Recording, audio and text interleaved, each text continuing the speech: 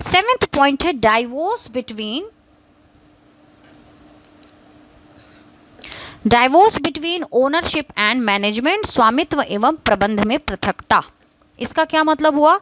यहाँ पे ओनरशिप की यदि हम लोग बात करें तो ownership in hand of the share holders, जो कंपनी के अंशधारी होंगे, जो शेयर होल्डर होंगे, उनके हाथों में कंपनी का स्वामित्व होता है।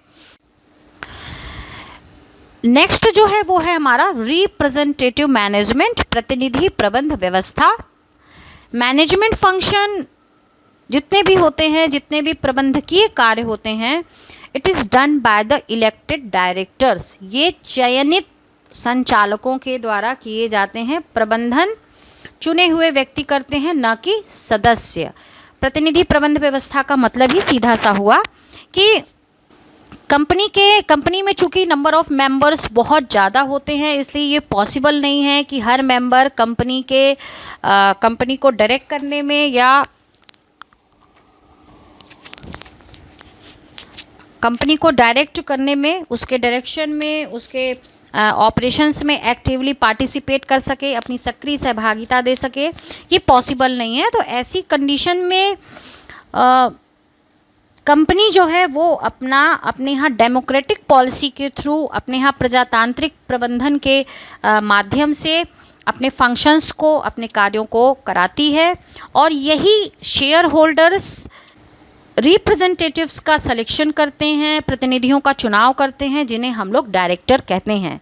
डायरेक्टर्स के राइट्स और इनकी जो ड्यूटीज़ होती है वो कंपनी के आर्टिकल ऑफ एसोसिएशन पार्षद सीमा नियम में दी हुई होती है।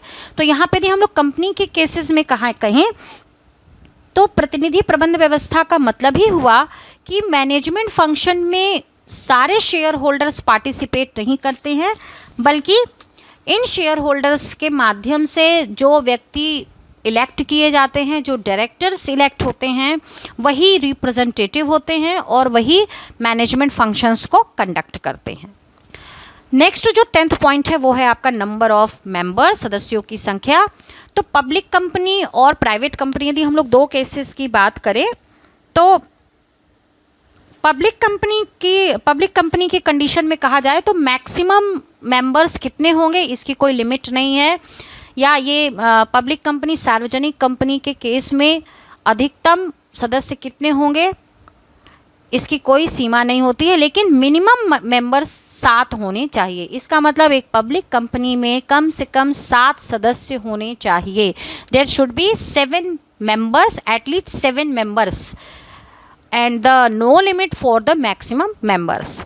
In case of the private company, यदि निजी कंपनी की हम लोग बात करें तो मिनिमम मेंबर 2 और मैक्सिमम आपके 200 तक हो सकते हैं।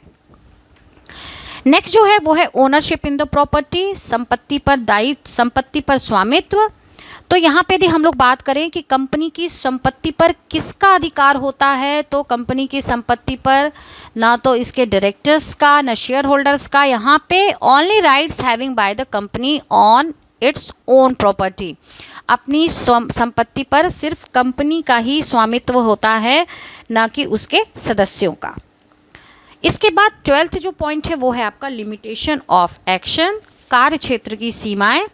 यदि हम लोग लिमिटेशन ऑफ एक्शन की बात करें तो इसको हम लोग यदि बात करें ऑब्जेक्ट की और ऑपरेशंस की, यानी उद्देश्य की बात करें और ऑपरेशंस की बात करें, तो कार्य क्षेत्र की जो सीमाएं होती हैं वो आपके मेमोरेंडम ऑफ एसोसिएशन पार्षद सीमा नियम में होता है, जो कि हम लोग आगे चलकर पढ़ेंगे। इसका पूरा डिटेल हम लोग पढ़ेंगे। और कार्य संचालन से संबंधित जितने भी नियम होते हैं, जितने भी रूल्स होते हैं जो ऑपरेशन से रिलेटेड होंगे, वो आपके आर्टिकल ऑफ एसोसिएशन में होते हैं। जैसे मेमोरेंडम ऑफ एसोसिएशन में उद्देश्य में हम लोग लिखते हैं कंपनी के कैपिटल क्या है, नाम क्या है, ऑफिस क्या है, ये सारी चीज़ें, सारी जो डिटेलिंग्स होती हैं ये मेमोरेंडम ऑफ एसोसिएशन में होती हैं। जबकि कंपनी किस तरह से अपने ऑब्जेक्ट को पूरा करने के लिए क्या रूल्स बना रही है, उनके डायरेक्टर्स के क्या अधिकार होंगे, क्या उनके दायित्व होंगे, कैसे मीटिंग बुलाई जाएगी, ये सारी जो चीज़ें होती हैं ये पार्षद अंतर्नियम में दी होती हैं।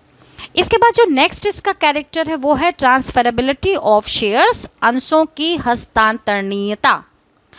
प्राइवेट कंपनी के केस की बात नहीं कहेंगे, यहाँ पे हम लोग कहेंगे कि पब्लिक कंपनी के जो शेयर्स होते हैं उनको ट्रांसफ़र किया जा सकता है।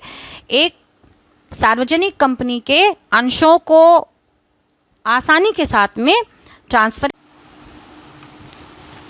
नेक्स्ट जो 14th पॉइंट है वो है आपका फॉर्मेशन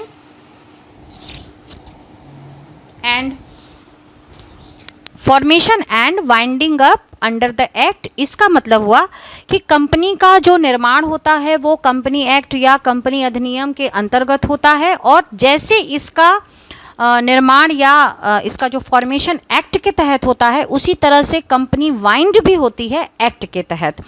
या ये कहा जाए कि कंपनी का निर्माण और समापन दोनों अधिनियम के अंतर्गत ही होता है, मतलब अंडर कंपनी एक्ट 2013। इसमें जो रूल्स दिए हुए हैं, जो रेगुलेशंस हैं, जो प्रोविजंस हैं, उसी के तहत में एक कंपनी का फॉर्मेशन होता है, और ठीक उसी एक्ट के रूल्स के अकॉर्डिंगली कंपनी का वाइंड अप भी होता है। नेक्स्ट जो पर्टिकुलर पॉइंट हम लोग लेने जा रहे हैं, हम लोग जो डिस्कस करेंगे वो है company is not a citizen. Company is not a citizen, company एक नागरिक नहीं है। इसका मतलब सीधा सा हुआ no fundamentals right having by a company. एक कंपनी के पास उसके अपने मौलिक अधिकार नहीं होते हैं। इन मौलिक अधिकारों की यदि हम लोग बात करें तो ये मौलिक अधिकार क्या होते हैं, तो यदि कंपनी की हम लोग बात कह रहे हैं तो मौलिक अधिकार का सीधा सा मतलब होता है कि कंपनी के पास डोमिसाइल है, कंपनी के पास उसकी अपनी नेशनैलिटी है। जब कंपनी को हम रजिस्टर्ड कराते हैं तो ये सारी इंफॉर्मेशंस भरी जाती हैं कि कंपनी किस पर्टिकुलर कंट्री को बिलोंग करेगी, इसका डोमिसाइल क्या है। लेकिन इसके बावजूद भी कंपनी को हम लोग सिटीज़न नहीं कहते हैं, नागरिक नहीं कहते हैं, क्योंकि इसके पास कोई फंडामेंटल राइट नहीं है। कंपनी, या कहा जाए एक सामान्य व्यक्ति की तरह, एक कंपनी फंडामेंटल राइट नहीं होने के कारण अपने अधिकारों को नहीं मांग सकती है, या अपने अधिकारों के लिए कभी भी एक कंपनी फाइट नहीं कर सकती है, क्योंकि इसके पास कोई भी फंडामेंटल राइट्स नहीं होते हैं। जो लास्ट पर्टिकुलर कंटेंट है वो है कैपेसिटी टू स्यू। इसका मतलब सीधा हुआ कि कंपनी में मुकदमा करने की योग्यता होती है। कंपनी का अपना सेपरेट लीगल एंटिटी होने के कारण, इसके पृथक वैधानिक अस्तित्व होने के कारण company do claims on others and others do claim on the company. अन्य पक्ष कंपनी पर मुकदमा दायर कर सकते हैं और कंपनी भी अन्य पक्ष पर मुकदमा कर सकती है। तो इस तरह से हम लोगों ने देखा कि कंपनी जो है वो उसके अपने कौन से कैरेक्टर्स होते हैं, या उसकी डेफिनेशन के ग्राउंड पे हम लोग उसको कैसे कैरेक्टराइज कर सकते हैं। तो आज के लेक्चर में इतना ही। अगले लेक्चर में हम लोग कंपनी के इस अगले सेगमेंट को स्टार्ट करेंगे, जिसमें टाइप्स ऑफ द कंपनीज देखेंगे, और साथ ही साथ में इन कॉरपोरेशन से रिलेटेड भी कुछ पर्टिकुलर फैक्ट्स को हम लोग जानेंगे। So keep watching my channel. If you like the video, subscribe it and share as much as you can. Thank you. Click on the subscribe button to subscribe this channel. Press the bell icon to get notifications. Like and share this video. Thank you.